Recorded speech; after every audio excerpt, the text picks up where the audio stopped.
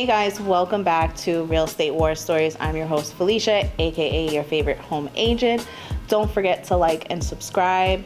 Today I have with me Giovanni. He's excited to share his war story with you guys. So if you can go ahead and, what is your title, where do you service, and how long have you been in the business? So again, like you said, my name is Giovanni. I'm a licensed real estate agent. I service Nassau and Suffolk County. Basically, I can go anywhere basically a client desires me to. And I'm able to drive there, commute. As you know, New York, Long Island, there's a lot of public transportation available. Awesome. And how long have you been in the business?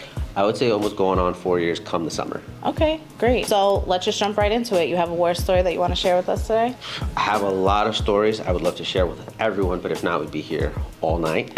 But to jump to the latest one was one specific buyer. She actually was referred by my auntie, which was her neighbor, well, basically technically our neighbor, and she didn't know I was a licensed real estate agent. So long story short, I made an appointment. I went to her house. I sat down with her and basically said, hey, I heard you're interested in purchasing a house. Everything seemed normal, you know, like the normal stuff. And they'd say, yeah, we want this house and that. But the one thing she would say is, oh, but I don't want my credit ran. I don't want my credit ran. I was like, well, we need to know what you're approved for. And she already had a list, legit a list of properties that were on the market that would she basically would want to go see without a pre-approval. Like that was her thing. She's like, I don't want to run my credit. I know I'm good for it. I have money in the bank.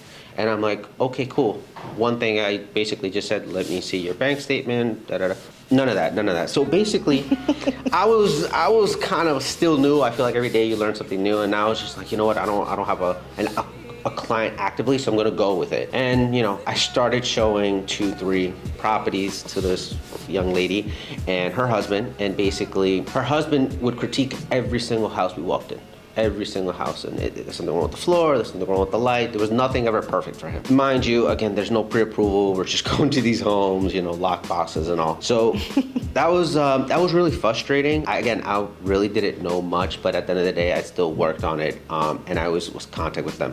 Good thing is eventually I was able to connect them with a lender, got them pre-approved, and then after that, after they got pre-approved, the list just became a lot longer and I was driving all over the place. So it was really hard controlling my client at first, which I feel like a lot of agents still, even long in the game, they still basically have trouble controlling. And I don't say controlling, but working with the clients hand by hand to be like, hey, you know, we should do it this way. Come up with a game plan, not just walk around with like a chicken with no head. No, it's true. I still even struggle. I actually just lost a deal recently that I look back now and I'm like, wow, like I lost control of this situation. The client was in control, and it can't be that way because we always have the client's best interests in heart, and we can't waste time, you know, their time, but also ours. Yeah. So it is a big lesson. There's a lot of time we put into our studying, our research, the market, this and that. And for someone else to come in and say, we're gonna do it this way, this is where we're gonna go, this is the time we're gonna go. It gets hard and overwhelming. Sometimes you feel like you're not the professional, and that really sucks. But once you get back and you kind of refocus things and you tell the client, listen, I'm the professional here, you know that, you came to me, we came to an agreement, boom, you know, now we can move forward type of thing. Which, good thing with them, they basically came to the conclusions like, you know what, Giovanni, we trust you, let's do it your way. I've driven to so many different places. I'm out super late. This doesn't make sense. I'm like, doesn't. That's what I said in the beginning. That's why I wanted to do the pre-approval, do the right houses, and then do it that way. But we drove a lot. We saw a lot of properties, a lot of abandoned properties. You know, going in there, kind of scary.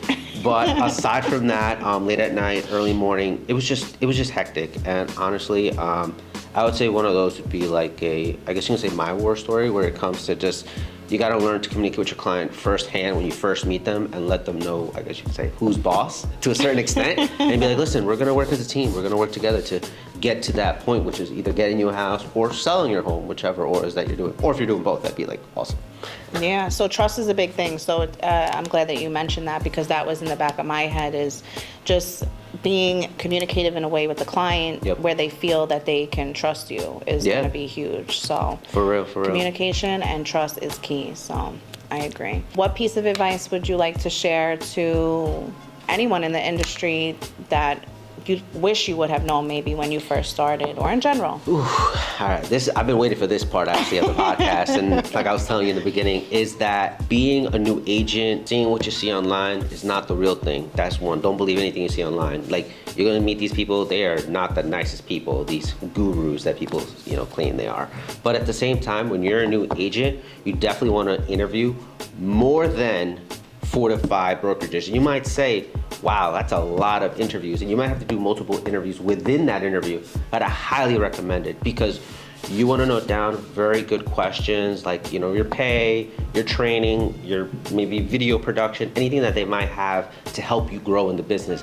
And you shouldn't be just thinking now, you should be thinking long term. Because honestly, if somebody would have broke it down for me, instead of just jumping like, oh, we're gonna give you 100% of your commission, and we're gonna take you here, and you're gonna be a master of 1,000 million followers on Instagram. They just manipulate. There's a lot of people manipulate you in the game when you first start. And honestly, you have to be very careful with that. Again, doing multiple interviews, it also gives you a practice, a go around to different people, meeting different people, and see what their end game is, and ask them, how are you doing? And don't be scared to ask them for proof. Oh, you said you do this and you do that. Cool, can I see your office? Can you show me how you do this? Little tidbits to like try it out before just signing and saying, hey, you hold my license, because that's here in New York. We have to make sure that our brokerage is holding their license. But till this day, I feel like that doesn't really mean anything. And I was gonna cuss, but I didn't. It doesn't really mean anything, because you can literally still be, you are technically your own boss. They're just holding your license, because that's just the way it works until you can become your own broker. But don't just give in on your first 2 interviews and they're sweet talking you and stuff. So I'd say anybody coming into the game, or maybe you've been in the game and you're like, wow, I've been with this brokerage a long time, they really suck, and you want to switch and you're scared to switch because you don't want to be out there, you don't know, you should definitely give it a try. It's scary, but you got to step out your comfort zone for sure. That's great advice. And we just had Sharif from Contour come on, and one of the things that he just mentioned actually was a good team and mentorship, which is really important, a good support system. And I hear that from a lot of new agents too, that mentorship is very, very important. Luckily, I was able to get that when I first started. I wasn't with Real, I was with another brokerage. And once I came here, I realized that I have the mentorship, I have the support and the technology to do what I need to do in my business, and that works for me. That might not work for everybody else, but I think that that's great advice. So thank you for sharing that. I appreciate that. Guys, thank you so much for listening. Thank you for sharing and coming on. For sure. Please like and subscribe. If you want to reach out to Giovanni, if you want to go ahead and drop your handle. So very simple, nothing crazy. Giovanni X Rivera, my name. And we'll put it somewhere there because it's spelled differently than the normal Giovanni. So people know. Great. So guys, thank you again. Please like and subscribe and stay tuned to the next one.